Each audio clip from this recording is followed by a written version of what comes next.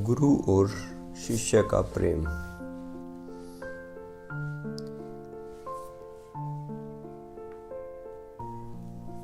धर्म को जानने के लिए एक गुरु की आवश्यकता होती है। धर्म की तलाश मुख्यतः गुरु की तलाश है, क्योंकि तुम धर्म को कहाँ देख पाओगे, तुम धर्म को कहाँ समझ पाओगे। तुम धर्म को तभी समझ पाओगे, किसी को माध्यम बनाना पड़ेगा, वो माध्यम गुरु होता है। सीधी दृष्टि से, तुम्हारी जो सीधी दृष्टि है उससे तुम परमात्मा को नहीं पहचान पाओगे। परमात्मा की थोड़ी सी झलक गुरु में दिखाई पड़ती है।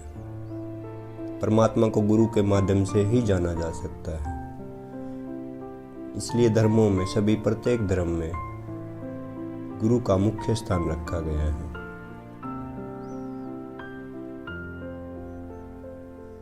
गुरु के बिना तो तुम इस जगत में जहां भी जाओगे अपने जैसा ही व्यक्ति पाओगे, और जब तुम्हें अपने से अलग व्यक्तित्व वाला व्यक्ति मिल जाता है तो तुम उसकी तरफ आकर्षित हो जाते हो। और आकर्षित होने का कारण उसके अंदर तुम्हें मिली झलक है, कोई छोटी सी झलक जो परमात्मा स्वरूप की तरफ इशारा करती है। अगर तुम्हारे जीवन में कभी ऐसा कोई व्यक्ति तुम्हें मिल जाए जिसको देखकर तुम्हें अपने से ऊपर आंखें उठानी पड़े, जिसे देखकर तुम्हें दूर के सपने, आकांक्षाएं, अभिलाषा भर जाए,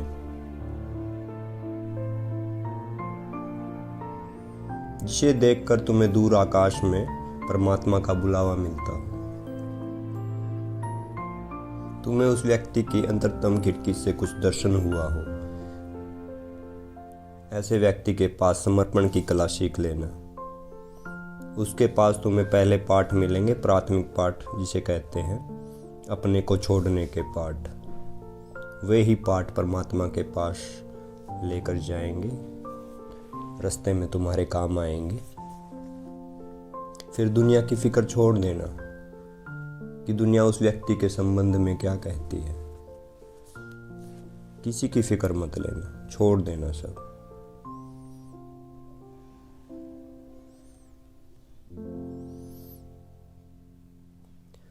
और गुरु आखिरी नहीं है, गुरु तो मार्ग है। अंत में गुरु हट जाएगा।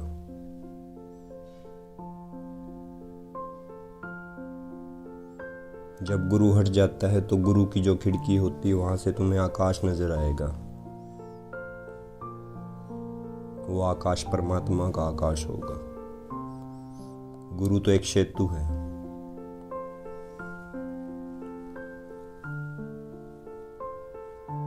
अंत में सेतु हट जाता है। गुरु बाधा नहीं देता। जब तुम्हारा परमात्मा से मिलन होता है तो गुरु एक साइड हो जाता है, वो हट जाता है। गुरु का अर्थ है जहां तुम्हें विराट की थोड़ी सी झलक मिल जाए, जिस बूंद में तुम्हें सागर का थोड़ा सा स्वाद मिल जाए।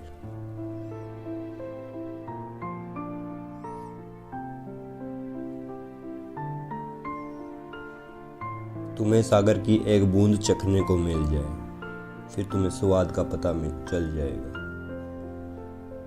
फिर तुम उस अनंत सागर की खोज में लग जाओगे। फिर तुम्हें थोड़ा सा भरोसा हो जाएगा कि हाँ, सागर है।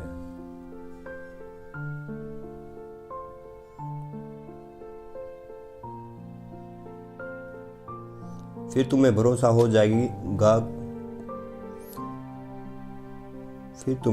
हो जाएगा कि अगर बूंद है तो सागर भी है। जब तुम एक बूंद का स्वाद भी चख लेते हो तो तुम्हारी आंखों में आंसू भर आते हैं।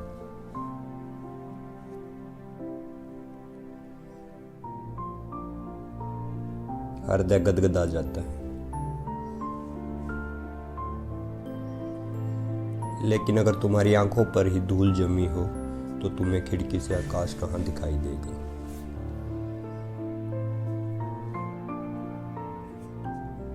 गुरु खिड़की है और खिड़की हमेशा खुली रहती है। तुम्हारी आंखों पर वासनाओं का पर्दा होने के कारण तुम्हें कुछ दिखाई नहीं देता। तुम्हें भी आकाश तभी दिखाई पड़ेगा जब आंखें खुली होंगी और तुम्हारे भीतर होश होगा। आंखें भी खुली हो और भीतर होश भी हो,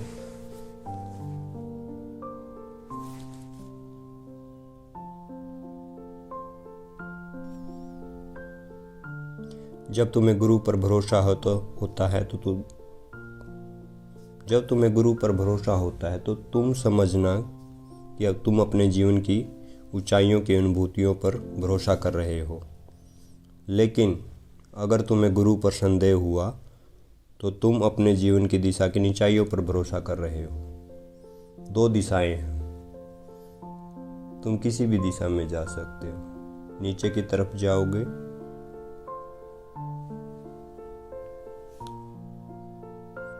या तुम ऊपर की तरफ उठने की कोशिश करोगे।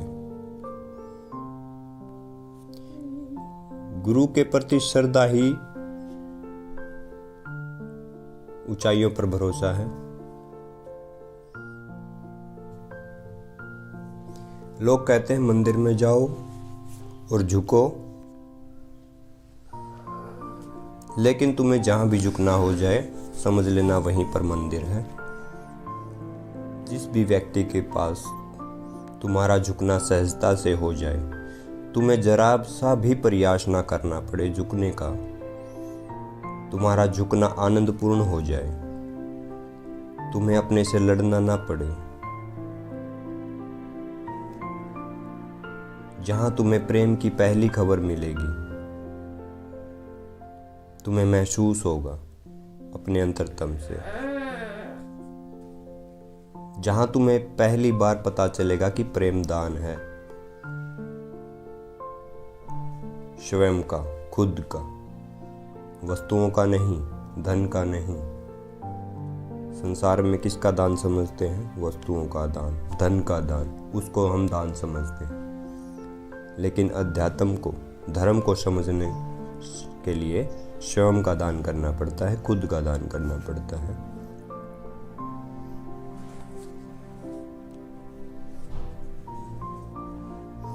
वो तुम्हारे अंदर श्रद्धा होगी तो तभी तुम दान खुद का कर पाओगे। और जब कोई खुद का दान, स्वयं का दान करता है तो प्रेम में ही दान करता है, वो भी प्रेम है।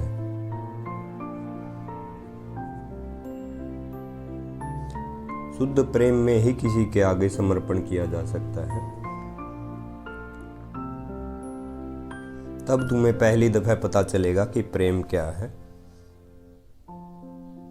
प्रेम मांग नहीं है जो संसार तुम्हें सिखाता है।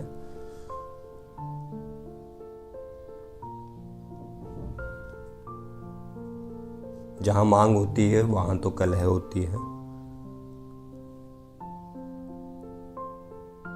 और जहां दान होता है प्रेम का,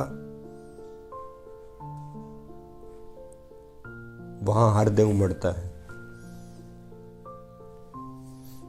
यहाँ एक बात गौर से समझना, अगर गुरु से भी तुम्हारी कोई मांग हो कि समाधि मिले, परमात्मा मिले, ज्ञान मिले, अगर ऐसी कोई मांग हो तो तुम वहाँ भी सौदा कर रहे हो। प्रेम सौदा नहीं है, प्रेम व्यवसाय नहीं है।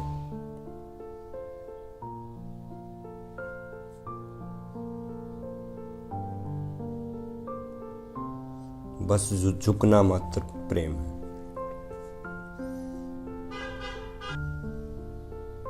भविष्य की कोई चिंता नहीं है।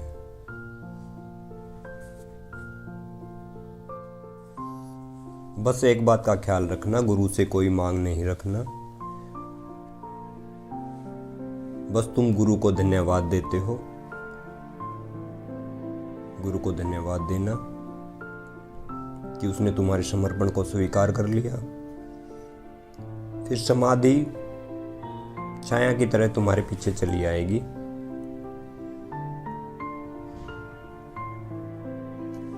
उसके लिए विचार करने की कोई जरूरत नहीं है। विचार किया तो समाधि रुक जाएगी और विचार छोड़ दिया तो समाधि आ जाएगी।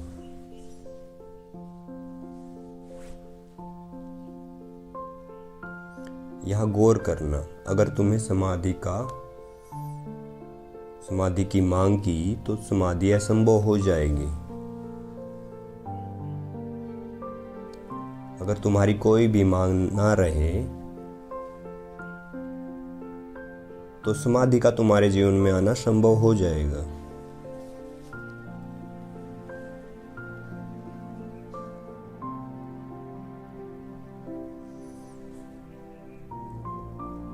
अगर तुम्हारे मन में विचार उठे कि समाधि नहीं आई तो समझना पूर्ण समर्पण नहीं हुआ।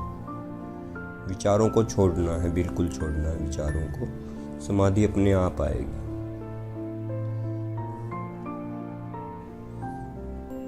यहाँ एक बात और समझ लें, संत आचार्य रजनीश ने अपने जीवन काल में कहा है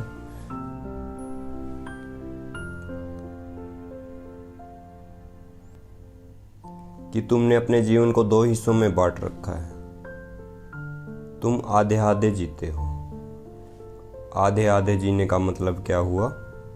इसका मतलब हुआ तुम्हारा आधा मन और शरीर गुरु के साथ चलता है, गुरु के पास चलता है। आधा मन और शरीर तुम्हारा घर रह जाता है, घर पर रहता है। तुम दोनों जगह काम करते हो। जीवन में अगर तुम ऐसा करोगे तो कष्ट पाओगे, समस्या में पड़ोगे। इससे अच्छा तो यही होगा, या तो तुम घर रह जाओ या फिर तुम पूरे गुरु के साथ चल पड़ो।